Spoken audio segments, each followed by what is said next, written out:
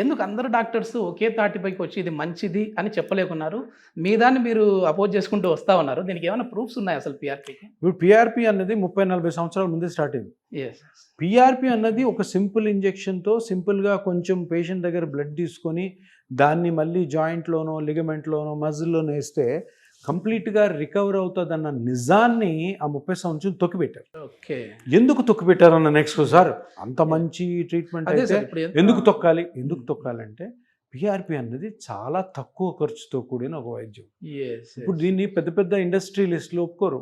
అరే ఈ ప్రాబ్లంకి ఇంకా ఎక్కువ డబ్బులు పెట్టి ఇంకా ఎక్కువ శ్రమ కలిగిన ప్రొసీజర్ కానీ ఆపరేషన్ కానీ చేస్తే దానివల్ల తద్వారా చాలా మార్కెటింగ్ చాలా ఎకానమీ రన్ అవుతుంది.